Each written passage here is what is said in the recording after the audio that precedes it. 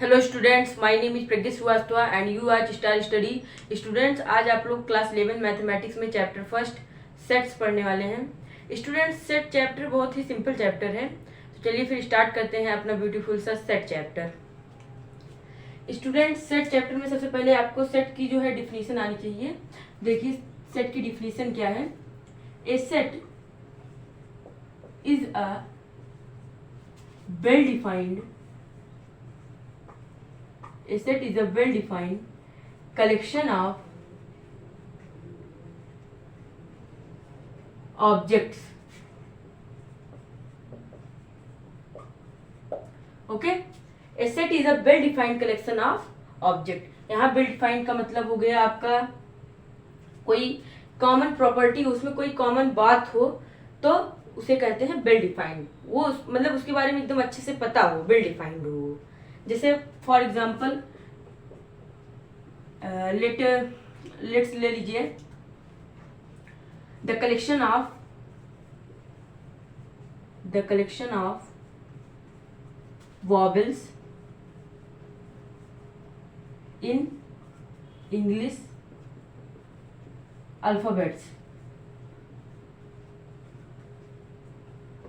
अगर हम बात करें collection of वॉबल्स in English alphabet तो आपका होता है, देखिए एक बात और ध्यान रखिएगा, ये जो आपका सेट होता है उसे रिप्रेजेंट करते हैं कैपिटल लेटर से। ए टू जेड चाहे जो भी आपका कैपिटल लेटर हो आप उससे रिप्रेजेंट कर सकते हैं। ए बी सी डी ये आपके ऊपर डिपेंड है। सेट को देखिए क्लोज करते हैं अपने जो है कर्ली ब्रैकेट से, स्टार्टिंग करते हैं और क्लोज करते हैं। इसमें देखिए ए ई आई ओ यू आपके इंग्लिश वॉबल्स हो गए। इसमें देखिए एक कॉमन ये है कि इसमें सिर्फ वॉबल्स की बात कर रहा है। इसमें इसके मतलब सेट के अंदर जितने भी जो है एलिमेंट्स होंगे वो आपके सारे वॉबल्स होंगे। ए भी वॉबल्स है, ए भी वॉबल्स है, ए भी वॉबल्स है, ए भी वॉबल्स है और ए भी वॉबल है। अगर आप यहीं पर कॉन्सोनेंट दे देता तो आप यहाँ पर कॉन्सोनेंट लिखते, तो वॉबल्स नहीं रखते। अगर बात करें ए टू जेड पूरे एलिमेंट की तो जो है वो सेट नहीं है, बिकॉज क्योंकि उसमें जो है आपके वॉबल्स भी आ जाएंगे, आपके कॉन्सोनेंट्स भी आ जाएंगे, तब वो आपका सेट नहीं होगा। बट इसमें देखिए बता रहा है कि वॉबल्स, ये आपका वेल डिफाइंड है कि वॉबल्स पे ही जो है लिखना है हम लोग को कि वॉबल्स ही है, तो इसीलिए आपका वेल डिफाइंड है। क्योंकि ये वेल डिफाइंड है तो ये आपका सेट हो गया। लेट्स से सेकंड एग्जांपल लेते हैं। सेकंड एग्जांपल में देखिए the collection of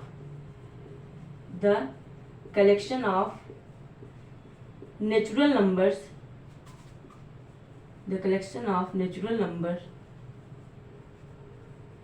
less than 20।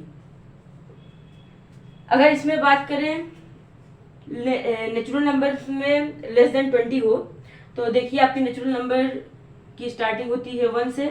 The counting numbers are natural numbers, तो जो है 1 से स्टार्टिंग होती है, 1 2 3 ऐसे जाएगा आपका डॉट डॉट डॉट 19 तक जाएगा। 19 तक क्यों? क्योंकि लेस देन की बात कर रहा है यहाँ पर। अगर इक्वल की बात करता तो यहाँ पर हम जो है 20 लिख सकते थे, बट इक्वल की बात नहीं किया है तो इसीलिए हम यहाँ पर 20 को नहीं लिखेंगे, 19 तक लिखेंगे।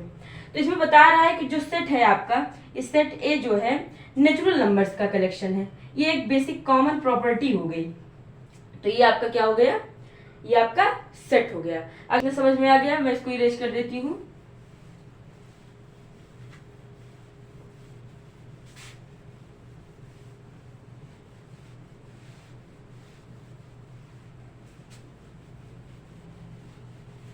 जैसे मैं आपसे पूछूं कि आपके फेवरेट एक्टर्स कौन हैं, तो कोई कहेगा कि सलमान खान है, कोई कहेगा शाहरुख खान है, तो कोई कहेगा आमिर खान है।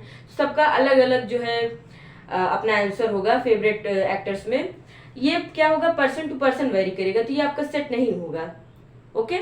या अगर मैं बात करूं 2 गुड प्लेयर्स इन क्रिकेट, तो जो है आपके क्रिकेट में 2 गुड प्लेयर्स में कोई भी आ सकता है, जरूरी नहीं है कि जो है कोई एक ही बंदा है, तो ये जो है आपका सेट नहीं होगा। चलिए उसके बाद हम बात करते हैं रिप्रेजेंटेशन ऑफ सेट।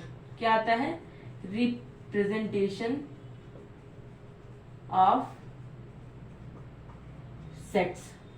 तो देखिए बच्चों, सेट को दो टाइप में रिप्रेजेंट किया जा सकता है। फर्स्ट आपका होता है रोस्टर,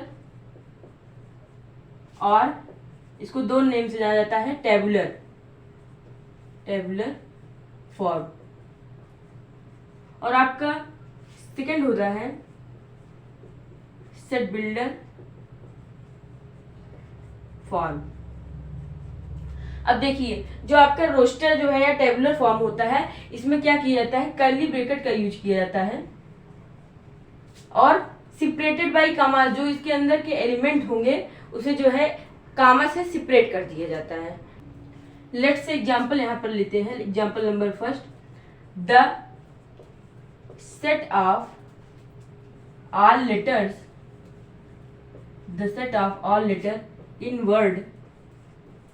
in word मैथमेटिक्स।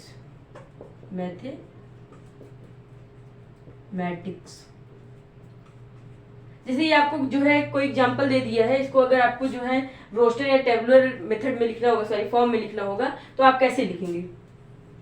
तो देखिए, इसको ऐसे लिखा जाता है,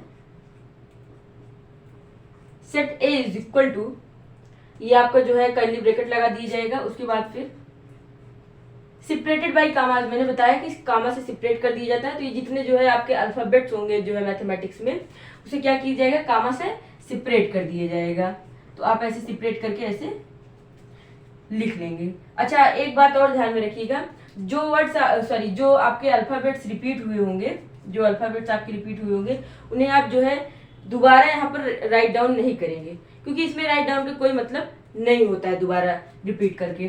तो देखिए, इसमें ये जो है आपने इतना लिख लिया, उसके बाद फिर ई, फिर देखिए M and A and also T, ये तीनों आपका जो है रिपीट कर रहा है, तो आप इसे छोड़ देंगे, आप इसे नहीं लिखेंगे, उसकी जगह उसके बाद ICS, इसको आप राइट डाउन कर देंगे। अच्छा, आप इसके जो है आर्डर को चेंज कर सकते हैं, आप जरूरी नहीं है कि ऐसे ही लिखें जैसे जो है मैंने लिखा है। आप जो है यस उठा के पहले भी लिख सकते हैं, एम को लास्ट में ले जाके जो है रख सकते हैं, टी को इधर उधर कर देते हैं, इससे क्या जो है कोई प्रॉब्लम नहीं होगी, इसमें आर्डर का कोई मतलब नहीं है। चलिए, उसके बाद सेकंड टाइप की बात करें, तो सेकंड टाइप अपना होता है सेट बिल्डर फॉर्म। तो सेट बिल्डर फॉर्म में क्या होता है, एक बेसिक प्रॉपर्टी को राइट डाउन कर दिया जाता है।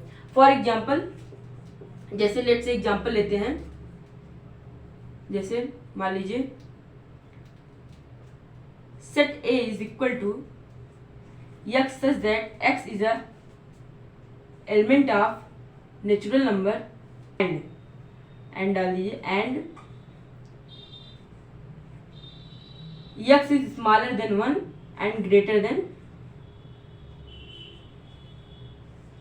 x is greater than 1 and smaller than 4. okay, x is greater than 1 and smaller than 4। तो जो आपका ये सेट होगा, इसे आप कैसे लिखेंगे, ये मतलब बेसिक प्रॉपर्टी बता रही है आपकी। इसमें देखिए, basic property set builder form में बताया गया है कि नहीं, कि जो ये आपका एलिमेंट है, यक्स एलिमेंट, जैसे मान लीजिए ऐसे दिए रहता 2 3, ऐसे मान लीजिए सेट में दिया रहता। ओके, तो इसमें आपको कह रहा है बताने के लिए, इसे मान लीजिए आपको सेट बिल्डर फॉर्म में लिखना होता तो आप ऐसे लिखते, कैसे लिखते, x such that X is element of natural numbers and x is greater than 1 से बड़ा है यक्स मतलब 2 है, एंड स्मॉलर देन 3, ये जो है 3 है। अगर यहीं पर इक्वल लगा देते, तो यहाँ पर आप 1 भी लिख सकते थे, यहाँ पर आप 4 भी लिख सकते थे। ओके, तो देखिए इसमें एक बेसिक प्रॉपर्टी बता दे रहा है कि नेचुरल नंबर है, और उसके बाद फिर दूसरी बात बता रहा है कि आपका जो यक्स है वो क्या है, वो आपका 1 से बड़ा है और 4 से छोटा है। ये आपकी बेसिक प्रॉपर्टी में आ गया, कॉमन प्रॉपर्टी में आ गया, इसीलिए आपका क्या हो गया, सेट बिल्डर फॉर्म हो गया। चलिए आगे चलते हैं, इसको मैं इरेज कर देती हूँ बच्चों। इसके बाद आता है सेट में टाइप्स ऑफ सेट, या टाइप्स ऑफ सेट्स के पहले मैं आपको एक बात और बता दूं। देखिए, लेट्स से एक सेट कोई दिया है ऐसे करके 1 2 3 4 5। ओके, ये जो इसके अंदर है ये आपके क्या है, एलिमेंट्स हैं। ये क्या है, एलिमेंट्स है। अगर आपसे ऐसे कोई पूछ ले 1 dot dot A, question number 1 ऐसे, इसमें ये पूछा जा रहा है कि जो आपका 1 एलिमेंट है वो सेट ए से बिलोंग्स करता है कि नहीं, मतलब सेट ए में 1 है या नहीं है। तो देखिए बिलोंग्स के लिए ये साइन बनाते हैं, इसे कहते हैं एप्साइलन। क्या बोलते हैं, एप्साइलन। ये आपका ग्रीक लेटर है, ओके।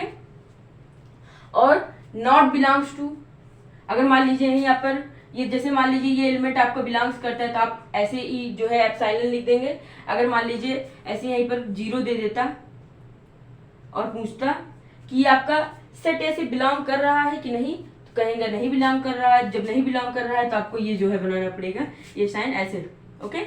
इसका मतलब होता है not belongs to set A. इसको क्या पढ़ते हैं, not belongs to set A, और इसका पढ़ते हैं belongs to set A, okay. अब इसके बाद हम लोग पढ़ने वाले हैं टाइप्स ऑफ सेट, ओके। देखिए बच्चों, टाइप्स ऑफ सेट में आपका 6 सेट टाइप्स हैं। तो चलिए फिर स्टार्ट करते हैं टाइप्स ऑफ सेट। पहले लिख लीजिए टाइप्स ऑफ, हेडिंग में टाइप्स ऑफ सेट्स। तो टाइप्स ऑफ सेट्स में आपका पहला सेट आता है एम्प्टी सेट। क्या आता है, एम्प्टी सेट। और इसको एक नाम से और जानते हैं, इसको कहते हैं वाइड सेट। और इसको नल सेट भी कहते हैं। इसका तीसरा नाम है नल सेट। जैसे घर पर बच्चों का गोलू मोलू जो भी नाम पाते हैं सब रख देते हैं, वैसे इसका भी जो है 3 नेम है, empty set, void set and null set. आपसे कोई भी पूछे तो तीनों एक ही है, समझ जाइएगा। अब देखिए एम्प्टी सेट में क्या होता है कि इसके अंदर कोई भी एलिमेंट ना हो। एम्प्टी सेट, द सेट, इसका डिफिनीशन है the set which does not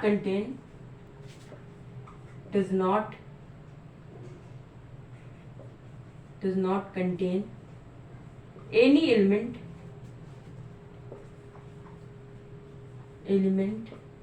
is known as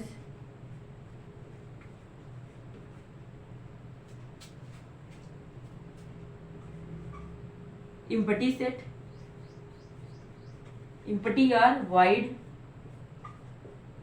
or null set, okay. एक ऐसा सेट जिसमें आपका कोई भी एलिमेंट ना हो उसे क्या कहते हैं, एम्प्टी सेट, वाइड सेट और नल सेट। तीनों का मतलब होता है उसके अंदर कोई भी एलिमेंट ना हो। अब देखिए इन रोस्टर फॉर्म में इसको जो है कैसे लिखते हैं, या तो आप ऐसे ओनली कर्ली ब्रैकेट बना के से छोड़ दीजिए, इसका मतलब हो गया एम्प्टी सेट डिनोटेड बाई, ऐसे लिख दीजिए, 1 मिनट रुक जाइए, in roster form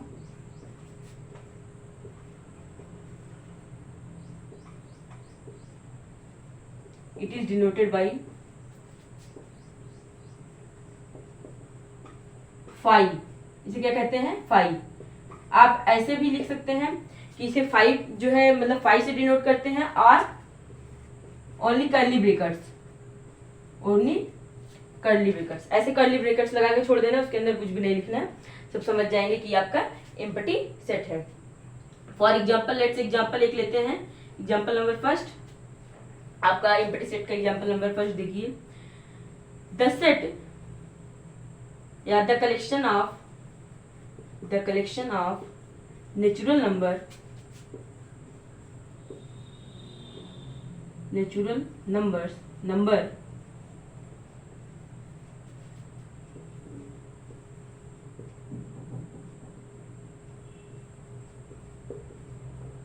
in which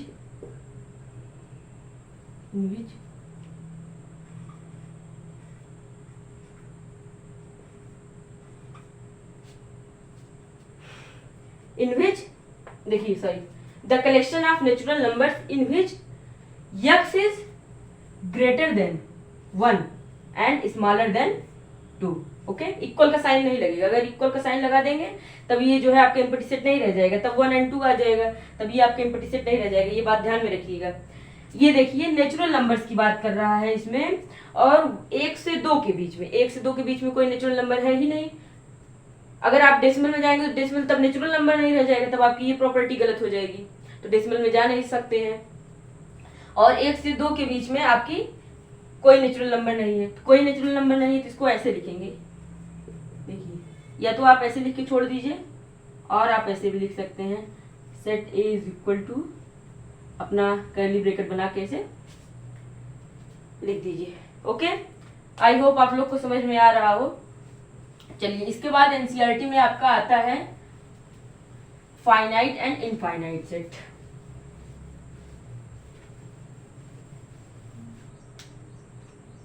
देखिए,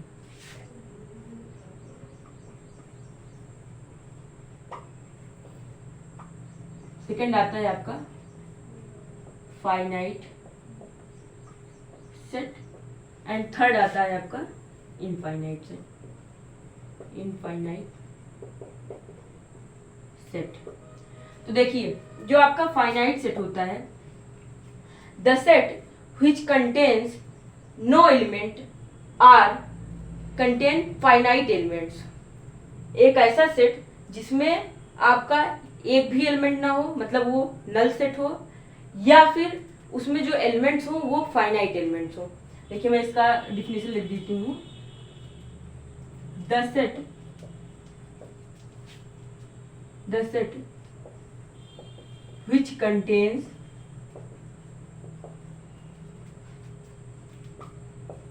finite number of elements or and और भी लिख सकते हैं, the set which contains finite number of elements are contain no elements in a set। Okay, या तो आपका उसमें जो सेट हो उसमें आपका फाइनाइट नंबर हो कंटेन करे, या तो उसमें कोई भी एलिमेंट ना हो। नो एलिमेंट वाला सेट होगा तो भी आपका फाइनाइट सेट हो जाएगा। फॉर एग्जाम्पल, लेट्स एग्जाम्पल, एक एग्जाम्पल लेते हैं। देखिए, example number first, finite set का, the collection of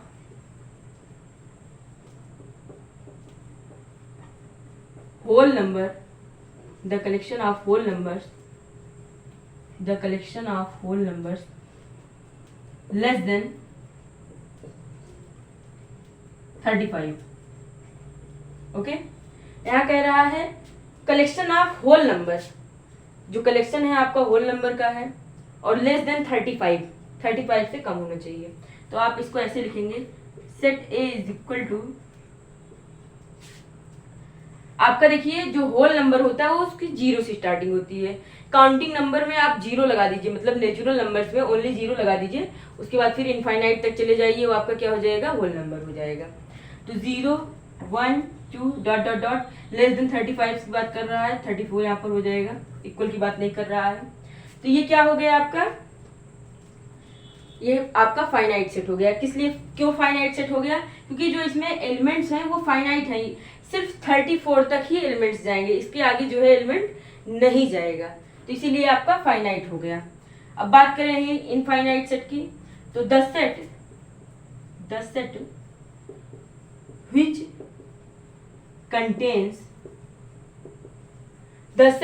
which contains infinite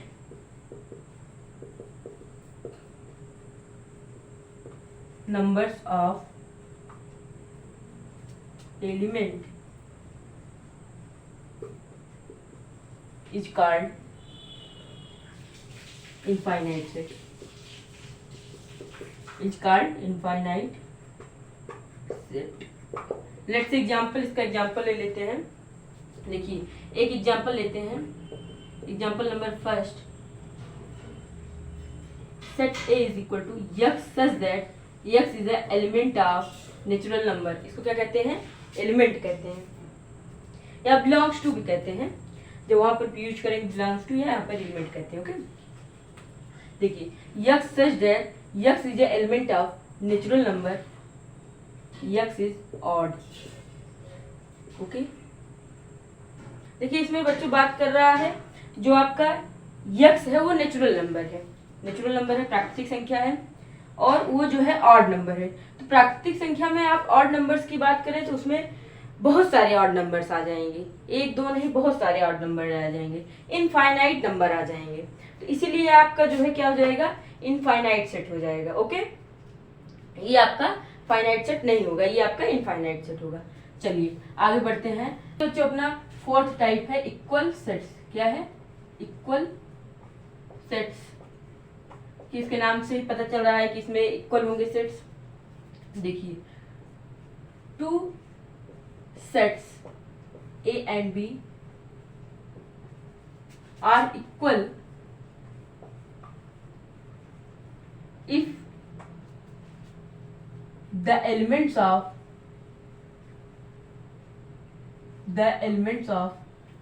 set A is a member of set B, and every element of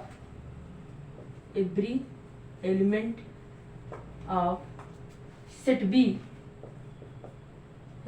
B is a member of set A। Definition क्या बता रही है आपको? देखिए, two sets A and B are equal if the elements of set A, यहाँ पर of थोड़ा सा ग्रामेटिकल मिस्टेक है, of set A is a member of B and every element of B is a member of set A।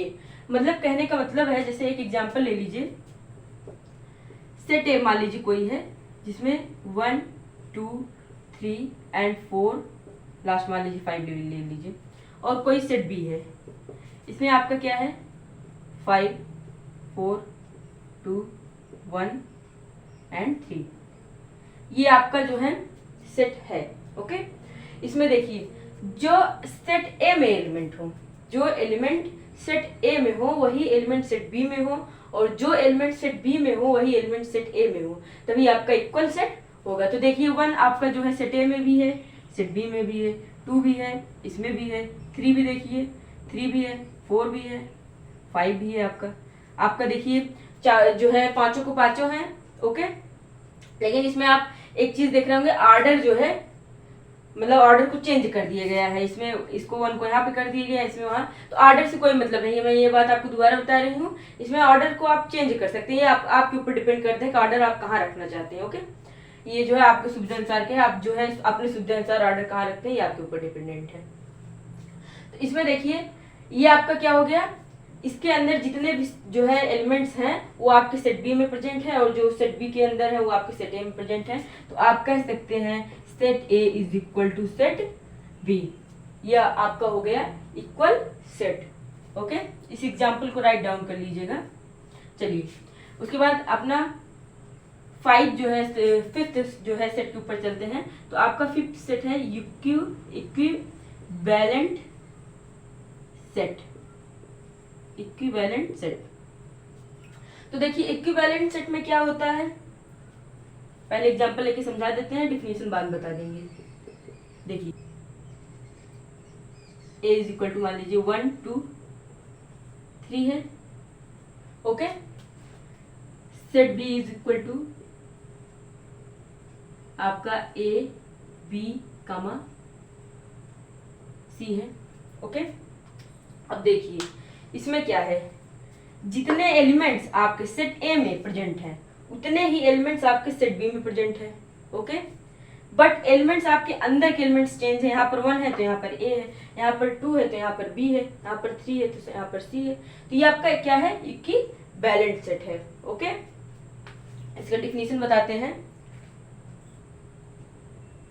देखिए इसका definition हो जाएगा, two finite sets A and B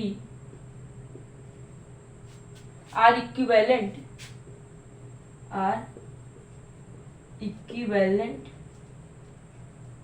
if their cardinal number is same. Cardinal number is same. Cardinal number से मतलब है कि इसमें भी 3 एलिमेंट्स प्रेजेंट हो, इसमें भी 3 एलिमेंट्स प्रेजेंट है, तो ये आपका कार्डिनल नंबर है. ओके, इसके अंदर के एलिमेंट चेंज हो उससे नहीं मतलब है. ये बता रहा है कि इसके अंदर जो है ये 3 एलिमेंट्स इसमें भी है, सेट ए में भी है, सेट बी में भी 3 एलिमेंट्स है. मतलब आप लिख सकते हैं कार्डिनल नंबर में, देखिए number of set A is equal to number of set B. Okay, set A में जितने नंबर्स हैं वो आपके सेट बी में है. ओके, और इसमें आपका देखिए यही दोनों डिफरेंस कंफ्यूज करता है. इसमें आप इतना समझ लीजिए, इसमें कार्डिनल नंबर सेम होने चाहिए, इसके अंदर के एलिमेंट से नहीं मतलब है, और इसमें आपके इसके अंदर के एलिमेंट से मतलब है. इसमें आपके अंदर के एलिमेंट क्या होने चाहिए, एकदम सेम होने चाहिए. वो एलिमेंट्स उसके ऑर्डर से नहीं मतलब है, ऑर्डर आपका कहीं पर भी हो, लेकिन उसके एलिमेंट्स जो है जो सेट ए में हो वो बी में प्रेजेंट हो, और जो बी में हो वो आपके सेट ए में प्रेजेंट हो. ओके, चलिए. अच्छा, इसमें इक्विवेलेंट और इक्वल सेट में एक ध्यान देने वाली बात है.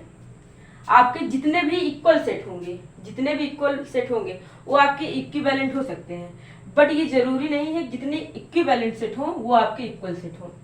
नहीं समझ में आया? देखिए लेट्स से इसमें देखिए एक जो एग्जांपल लिया गया है, मैं इसी के माध्यम से बता देती हूँ आपको.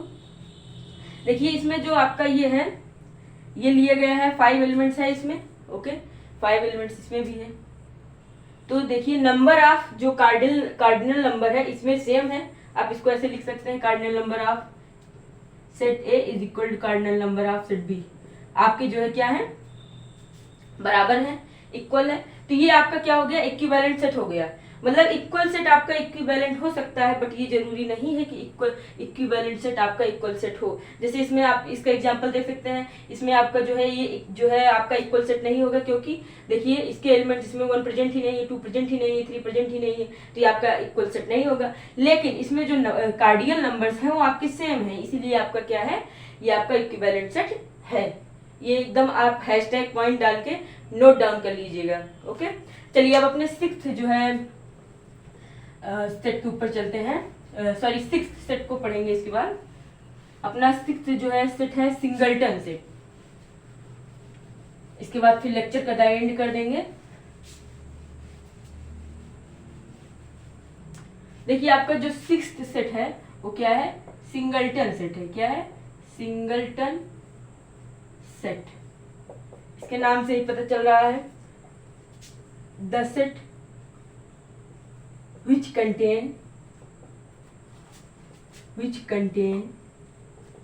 only one element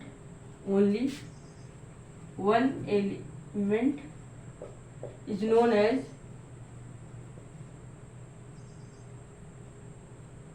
known as singleton set.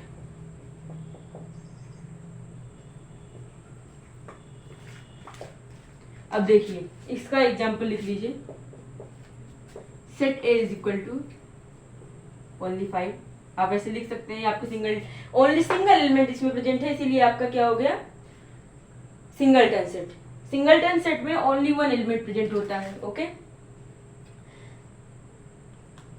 मान लीजिए एक एग्जाम्पल और लिख लीजिए खुद से. आप दूसरा एग्जाम्पल बना लीजिए. सेट ए की जगह सेट बी लिख लीजिएगा. सेट बी ए भी एक सिंगल एलिमेंट, मतलब उसमें ओनली सिंगल एलिमेंट प्रेजेंट हो, 1 2 3 4 कोई भी एलिमेंट हो सकता है, बट सिंगल हो, तो आपका क्या हो जाएगा, सिंगलटन सेट हो जाएगा. ओके, आई होप स्टूडेंट्स आपको लेक्चर अच्छा लगा हो. अगर आपको लेक्चर अच्छा लगा हो तो प्लीज वीडियो को जो है लाइक करें, चैनल को सब्सक्राइब करें और बेल आइकन जरूर प्रेस कर दीजिएगा, जिससे मेरे सारे वीडियोस के नोटिफिकेशन आपको टाइम पर मिल जाए. और अगर आपको कहीं भी कोई भी क्वेश्चन में प्रॉब्लम हो तो आप मुझे इंस्टाग्राम आईडी पर फॉलो कर सकते हैं. वहाँ पर मैं आपके सारे क्वेश्चंस का आंसर दूंगी. और आप कमेंट भी कर सकते हैं, कमेंट में भी आपके सारे क्वेश्चन के आंसर मैं वीडियो बनाकर आपको प्रोवाइड कराऊंगी.